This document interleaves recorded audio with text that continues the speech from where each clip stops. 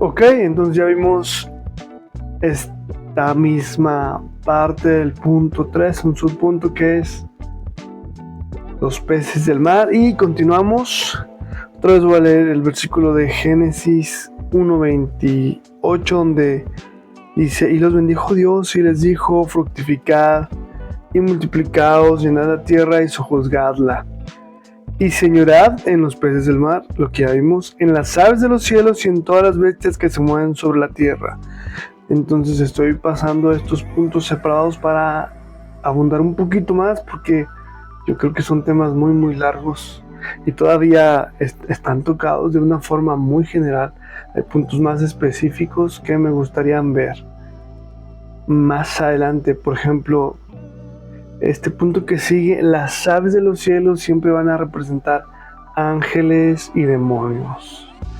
Ángeles, bueno, por ejemplo, la paloma es un cuadro, una figura del Espíritu Santo, y hay muchos cuadros que la vamos a ver, por ejemplo, en el arca de Noé, cuando sale la paloma, y después, o antes, no recuerdo bien, también saca un cuervo, que el cuervo pues también representa el inconverso. Pero muchas de estas aves se van a representar ángeles buenos y los ángeles caídos, que son demonios y que han corrompido su naturaleza de tal manera que la maldad en ellos es grave. Tanto que cuando vemos la historia de el endemoniado, que Jesús se topa con él fuera de Judea, donde hay un hato de cerdos, obviamente es el único lugar que sale a Jesús de misión, y ahí pues los demonios se llaman legión porque son montones. Una legión está conformada por unos 4,000 a 6,000 soldados por legión, algo así. Entonces sabemos que había 2,000 demonios. Posiblemente salieron 2,000 demonios, porque ahí dice que todos los cerdos se fueron a precipitarse a una caída alta y murieron. Entonces los animales no saben la dificultad o la gravedad que es tener demonios dentro. Ahora, estamos tocando un tema muy muy espiritual. Este cuadro, este tipo que vemos aquí, donde Dios dice que Él nos diseñó en nuestro propósito para sojuzgar, es decir, gobernar. Y si tú estudias o lees un poco de esta palabra, el significado del diccionario es prácticamente conquistar o de alguna forma adquirir con violencia. Pero trata de un gobierno, es de imponerse. Sin embargo, para Dios siempre los detalles son bien importantes, porque hay detallitos que nosotros vemos de alguna forma por nuestra naturaleza y Dios las ve de una forma muy distinta. Entonces siempre hay que llevarlo al contexto de la palabra de Dios. Entonces Él quiere que tengamos victoria, que gobernemos o dominemos, porque eso se trata. Por ejemplo, la palabra kingdom, que habla de el reinado, que viene siendo el dominio. ¿Hasta qué punto de aquí a acá gobierna, domina un rey? Entonces así Dios quiere que gobernemos en la guerra espiritual, donde están enfrentándose continuamente bien el mal, los ángeles contra los demonios. Esto es bien bien importante. Y este punto de Efesios que vamos a leer enseguida es Efesios 6, 10 al 16. Es bien bien padre en muchos aspectos, pero también debe ser terrible si realmente lo estudiamos bien, y sorprendente. Es palabra de Dios. Siempre la palabra de Dios es un mensajazo de mensajazos. Es algo hermoso, es chulada. Entonces vamos a ver claves, puntos muy muy importantes que representan parte de la guerra espiritual, aquí donde entran los ángeles y los demonios. Entonces, en este mundo, obviamente tenemos un mundo físico y un mundo espiritual. Vivimos en una esfera de dos dimensiones, por así decirlo, o dos áreas específicas que hablamos de la física, y una espiritual donde no hay prácticamente esas tres dimensiones que conocemos. Entonces vamos a leer Efesios 6, 10, 16. Dice: por lo demás, hermanos míos, fortaleceos en el Señor y en el poder de su fuerza, vestidos de toda armadura de Dios para que podáis estar firmes contra las acechanzas del diablo, porque no tenemos lucha contra sangre y carne, sino contra principados, contra potestades, contra los gobernadores de las tinieblas de este siglo, contra huestes espirituales de maldad en las regiones celestes. Por tanto, tomad toda la armadura de Dios, para que podáis resistir, toda la armadura de Dios para que podáis resistir el día malo. Y no dice, bueno, que llevas nomás la espada, no somos David, no somos Jesús, que es el cuadro que pinta. Entonces, y habiendo acabado todo, estad firmes. Prácticamente en la guerra no hacemos nada, o hacemos prácticamente puras cosas para Dios, para poder ganarla. Pero vamos a leer ahí el 14, dice: estad pues firmes, ceñidos vuestros lomos con la verdad, vestidos con la corona de justicia, con la coraza de justicia, y calzados los pies con el apresto del evangelio de la paz. Sobre todo, tomad el escudo de la fe, con que podáis apagar todos los dardos del fuego del maligno, y tomad el yelmo de la salvación y la espada del Espíritu, que es la palabra de Dios. Me encanta el escudo de la fe, el yelmo de la salvación. Prácticamente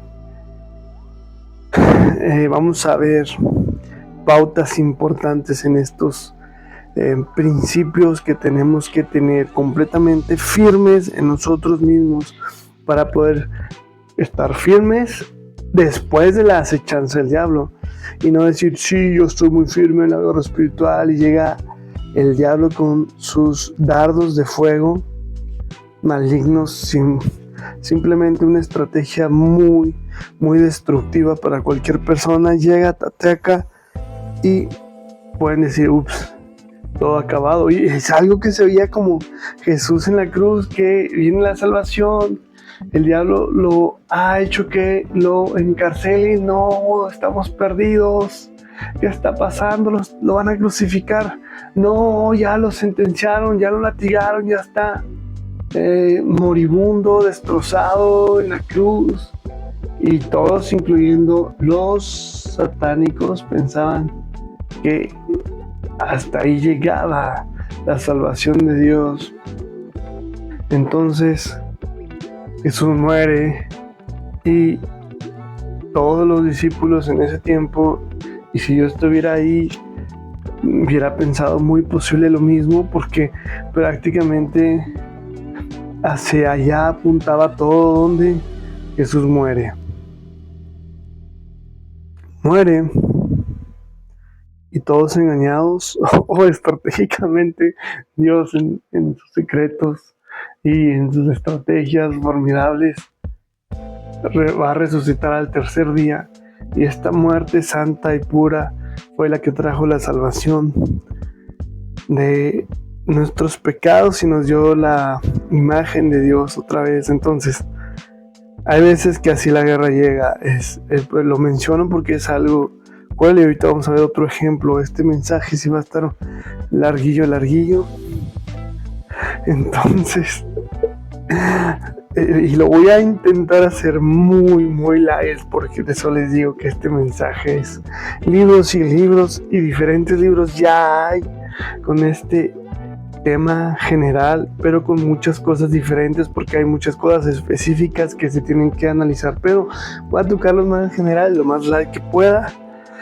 Entonces, punto número 1, entonces hay que estar pues firmes, ceñidos vuestros lomos con la verdad. Los lomos, esta parte física del cuerpo, muchas veces pues se vestía con algo de ropa y mallas de metal ahí para aquellos tiempos. Los soldados, los romanos, pues prácticamente traían una especie de bata ahí que los cubría antes de ponerse la coraza. Otros soldados, es lo que les digo, traían una especie de ropa como bata igual, pero más larga y luego con una malla de metal para protegerlo de flechas y cosas así. Total, esto representa el corazón o la actitud de realmente querer estudiar, aprender para vivir la Biblia. Es decir, es el principio de querer, es la actitud. Y lo vamos a ver muy claramente cuando dice, ceñido vuestros lomos. Antes de llegar a la verdad, pues es con la verdad. Pero antes de eso, ceñir vuestros lomos es preparación. Es decir, la gente para tener éxito en alguna cosa se prepara. Por ejemplo, un equipo de americano, por ejemplo, el Supertazón, que tiene poco de haber ganado, se va preparando, están temporadas antes, unas pretemporadas, y luego estamos con la temporada regular y luego los playoffs. Para todo eso, cada equipo se prepara horas y horas físicas de ejercicios, horas y horas de estrategia, ven jugadas. Hay mucha gente estudiando las jugadas del equipo contrario, del enemigo. Entonces hay muchos detalles y ven juegos y cómo jugaron así, cómo jugaron de tal forma para poder analizar bien y estar preparados. Bueno, con Dios es lo mismo, pero esa preparación primero que nada tiene que ver con el corazón, con la actitud del querer hacer, para entonces estar dispuestos a vivir en la verdad. Primero hay que vestirnos, es decir, hay que hacer parte de nuestra vida la palabra de Dios. ¿Cómo? Primero que nada tenemos que tener una relación, simplemente tratar de buscar a Dios, escucharlo, leer para disfrutar una parte de la Biblia, algún versículo, algunos capítulos, algunas historias donde Dios nos habla y tenemos cosas simples como una charla con un amigo que a veces decimos alguna historia boba o alguna cosa importante como una noticia, o buscar simplemente alguna dirección de Dios. Pero esto simplemente es una lectura, algo simple, algo rutinario que es muy necesario, pero también tiene que haber un deseo devocional del análisis para poder aprender, memorizar o poder tomar puntos importantes en nuestro corazón, en nuestra mente, para guardarlos de forma que podamos vivirlos cuando se presente alguna oportunidad. Entonces es muy importante el estudio, llegar al punto de yo leo, yo trato de sacar algún devocional diario y también aprender a estudiar la Biblia de forma de que puedas escarbar en los secretos escondidos hermosos de Dios. Y esto tiene que ser personal, pero obviamente en la iglesia también. Lamentablemente muchos pastores no lo hacen, muchas otras iglesias sí, son pocas las que realmente conocen el estudio profundo de la palabra de Dios. No solamente una predicación devocional, que también es importante, siempre va a ser importante. Todo esto es importante, pero lo más importante es el corazón. El corazón es lo mero bueno y lo que nos va a preparar para realmente guardar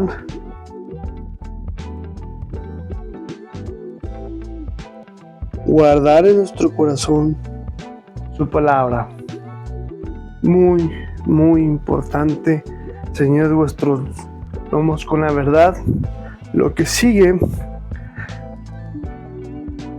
y estos son los puntos más importantes, lo que sigue en el versículo es la coraza de justicia, que representa vivir la palabra que realmente hemos estudiado. ¿Cómo aseguras que puedes vivir la palabra de Dios en tu vida? Bueno, por eso decía, importantísimo estudiarla. Y hay que estudiarla, repasarla, leerla, profundizar, devocionales. Una cosa es un devocional donde agarras un temita, por ejemplo, en devocional, parte devocional es esto que estamos viendo ahorita, que es, mira, la coraza de justicia es ser justos. Hacer justicia es cuando realmente vives la palabra de Dios. Para términos de justicia bíblica, a eso se refiere, a aprender la Biblia para vivirla, pero realmente vivirla, porque hay gente que puede predicarla y no vivirla. Entonces hablas de la justicia pero no la conoces porque no la tienes en tu vida. Este es el punto que va a desplegar todo lo demás para vencer o perder. ¿Por qué? Porque si tú no vives la palabra de todo tu corazón, ese es un resultado de que tu relación con Dios no está bien y de que tú realmente no te has puesto esos lomos ceñidos con la verdad. Así que primero es tener el corazón dispuesto y entregarnos con todo el corazón, totalmente, mente, cuerpo, y luego vivirlo. Entonces, lo que sigue es calzar los pies del apóstol del evangelio, que es rápidamente es evangelizar, como compartir lo que Dios ha hecho en tu vida, compartir los versículos para evangelizar a alguien, que es bien importante. Y si tú no has sido evangelizado, búscame, escríbeme en YouTube y trata de contactarme para compartirte este mensaje y puedas asegurar tu vida eterna con la salvación, conociendo a Jesucristo como tu Salvador personal. Entonces, lo que sigue del evangelio, y también enseñar lo que Dios nos está enseñando, ¿verdad? Porque también eso ayuda al evangelio a expandirlo, a crecerlo, etc. Lo que sigue es tomar el escudo de la fe. Obviamente van a venir ataques bien difíciles, y aquí es donde o crees o no crees. Y regularmente antes de un ataque viene una promesa, y la promesa es: ¿vas a creer o no? Van a venir muchos ataques y todos van a frenar cuando tú dices, Dios me dijo esto, y lo creo. Así de simple. Entonces, lo que sigue después del escudo de la fe es el yelmo de la salvación, el casco, que a mí me encanta el casco de los espartanos. Entonces, siempre que menciono esto, yo siento que esa es la forma. Esa es la forma de un casco, ¿no? Acá bien poderoso, un casco espartano. Entonces, eso es algo que prácticamente muestra una protección de tu mente. ¿Por qué te hablo de esta protección de tu mente? Porque es bien importante saber que en toda esta guerra, no creas que es simple, y lo han dicho muchos, y voy a decir algo que he visto en películas, pero realmente me lo han platicado gente que ha tenido familiares que han participado en la guerra de una forma directa o indirecta, y familiares de, más bien nietos, que me han platicado algunas cosas. Incluso un amigo platicaba de un americano que no recuerdo si era su papá o su abuelo, estuvo en la Segunda Guerra Mundial, y de otra persona también que estuvo en la guerra de Vietnam. Entonces es tremendo, es tremendo. Una vez que un soldado va a la guerra, cuando regresan prácticamente destruidos. No estoy exagerando, prácticamente la guerra te destruye. Aunque ganen, llega la gente más flaca, lastimada en todos sentidos. Es un ambiente cruel, destructivo emocionalmente, mentalmente, emociones, lo vamos a enfocar en el corazón. Mentalmente es una estabilidad de seguridad, de quietud, de realidad. Entonces es tremendo, como gente se va volviendo un poco diferente a una persona estable emocionalmente y mentalmente. O sea, sus pensamientos están muy afectados, tanto que lo he visto en películas donde ven una explosión y ellos prácticamente se van a aquellos recuerdos y empiezan a hacer cosillas locas, reviviendo sus pues emociones y recuerdos que son difíciles, porque gente va con un pensamiento, con una esperanza de que vamos a ganar y libertad, traer libertad a mucha gente, y que la dictadura aquí y vamos a destruir este gobierno porque es malo, y realmente muchas guerras hay gente muy patriota que ha sido engañada, porque muchas veces van por motivos económicos, y los que ellos saben es que van a dar libertad a personas que están sufriendo por causa de tiranos. En parte es cierto, realmente es cierto.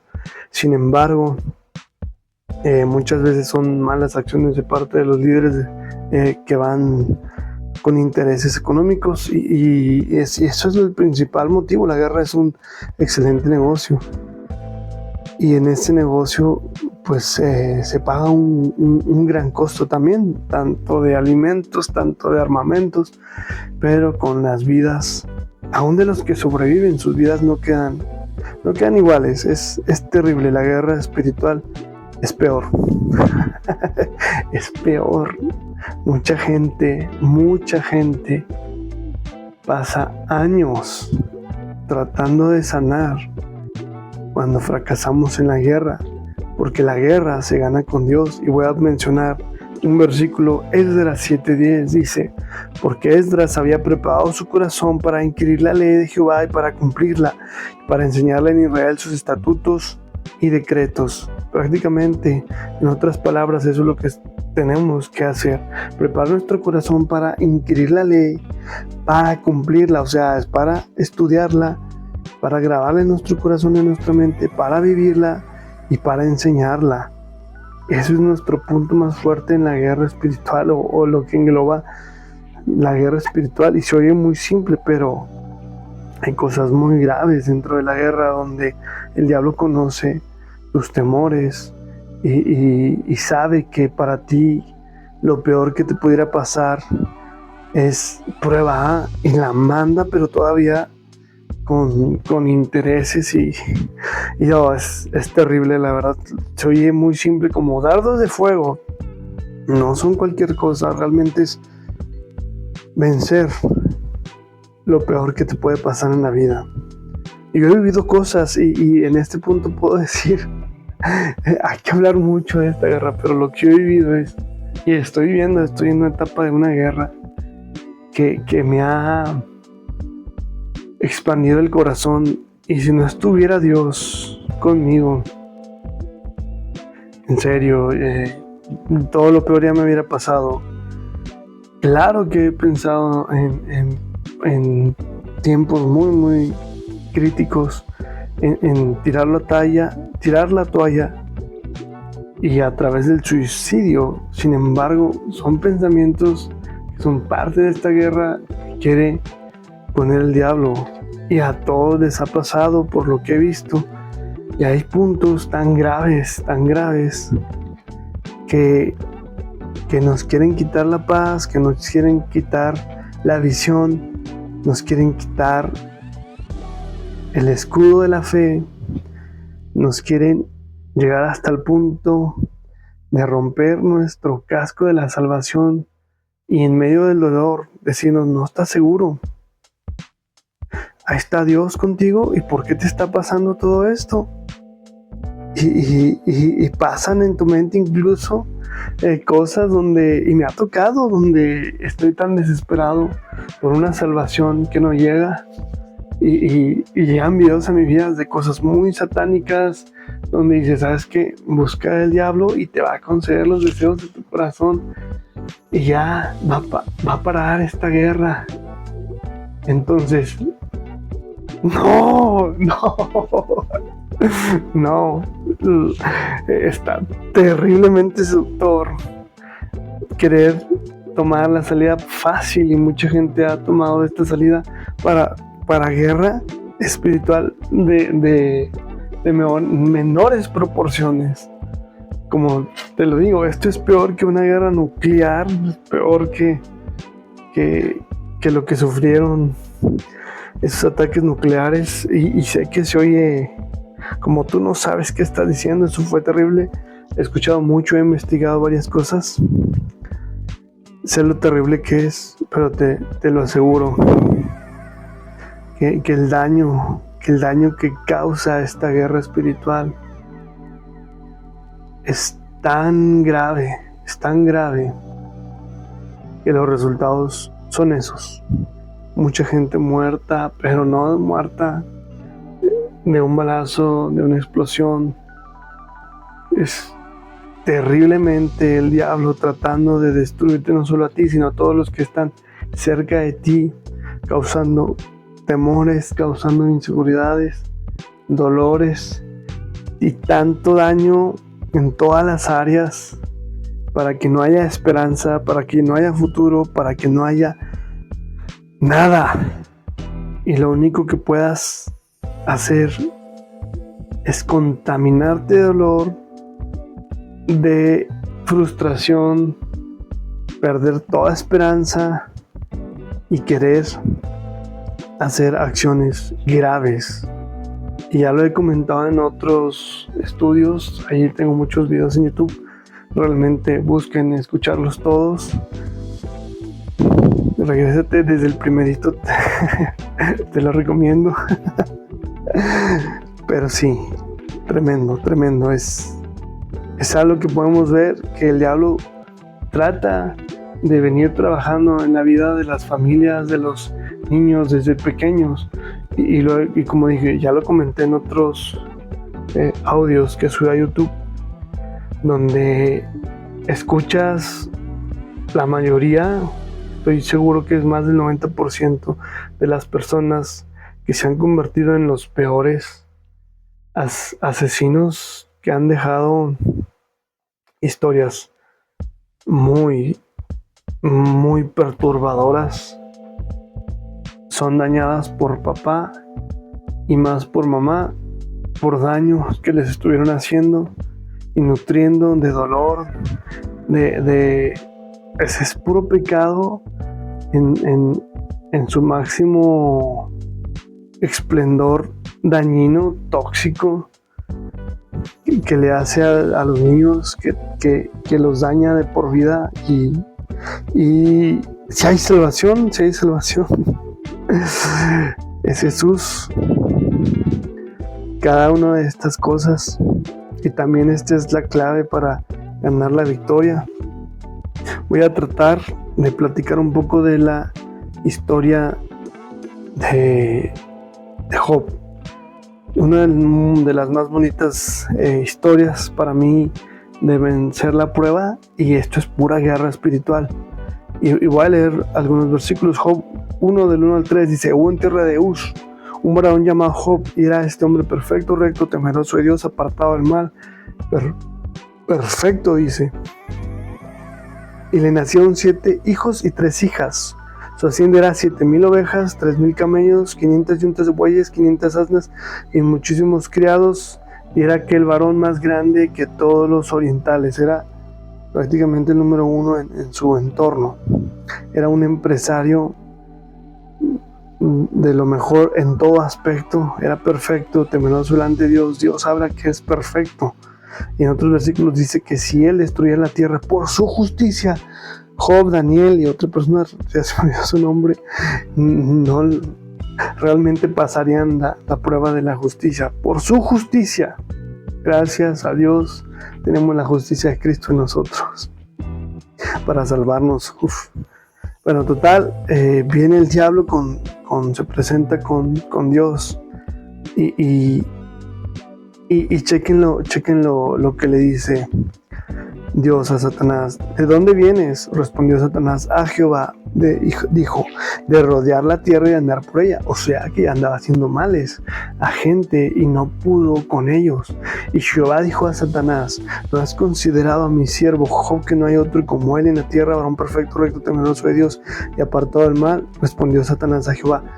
Dijo, ¿acaso teme Jehová Dios de balde? ¿No le ha acercado alrededor a él y a su casa y a todo lo que tiene? Ya había intentado atacarlos y de alguna forma los atacó sin poder alguno, porque Dios lo tenía cercado y protegido. Al trabajo de sus manos has dado bendición, por tanto sus bienes han aumentado sobremanera, pero extiende ahora tu mano, toca todo lo que tiene, y verás si no blasfema contra ti en tu misma presencia. Dijo Jehová a Satanás, he aquí todo lo que tienes está en tu mano, solamente no pongas tu mano sobre él. Y salió Satanás de delante de Jehová. Fíjense, y le quitó todo, destruyó todos sus bienes, le robó todo y sufrió uno de los golpes más graves, que es,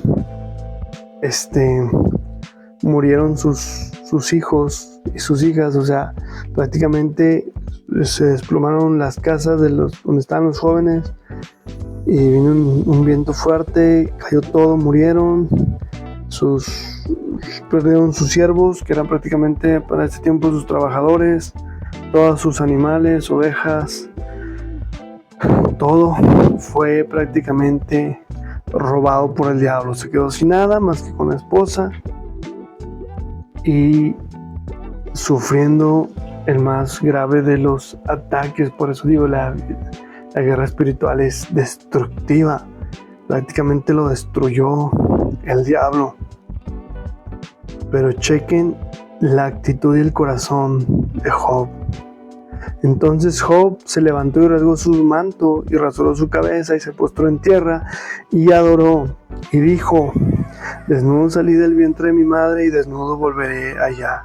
Jehová dio y Jehová quitó, sea el nombre de Jehová bendito. En todo esto no pecó Job ni atribuyó a Dios despropósito alguno. Vaya, solo con perder un hijo es lo peor que te puede pasar en la vida. Pero él perdió todos sus hijos, todo, y él da gloria a Dios y acepta con firmeza la soberanía de Dios. Y a pesar del dolor, tiene paz. Ganó en la primera ronda. Parecía que no podría venir algo peor. Y chacachachán, viene otra vez a presentarte Satanás delante de Dios, perdón. Y fíjate lo que dice Dios a Satanás. Ahí en Job 2:2 dice, y dijo Jehová a Satanás, ¿de dónde vienes? Respondió Satanás a Jehová, dijo, de rodear la tierra y de andar por ella. Ahora sí, ya había destruido a Job. Y Jehová dijo a Satanás, ¿no has considerado a mi siervo Job, que no hay otro como él en la tierra, varón perfecto y recto, temeroso de Dios y apartado del mal, y que todavía retiene su integridad, aun cuando tú me incitaste contra él para que lo arruinara sin causa? Respondió Satanás, dijo a Jehová, piel por piel, todo lo que el hombre tiene dará por su vida. Pero extiende ahora tu mano y toca su hueso y su carne, y verás si no blasfemia contra ti en tu misma presencia. Y Jehová dijo a Satanás, he aquí él está en tu mano, mas guarda su vida. Tremendo, Dios le dio el permiso para que toque su salud. Si no, Satanás no puede hacerle nada, porque está en su mano. Y los hijos de Dios así estamos, así que estamos protegidos, ¿sí? Y nada de lo que el diablo puede hacernos es sin su permiso. Por lo tanto, Dios nos mete las pruebas a esta guerra espiritual y Dios nos saca en victoria. Por eso es con Dios, por eso es importante esto.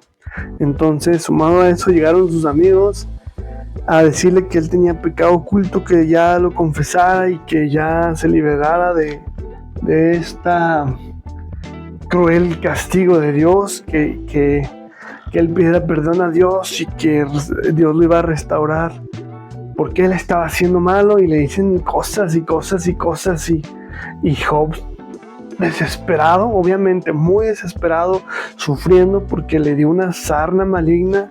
Prácticamente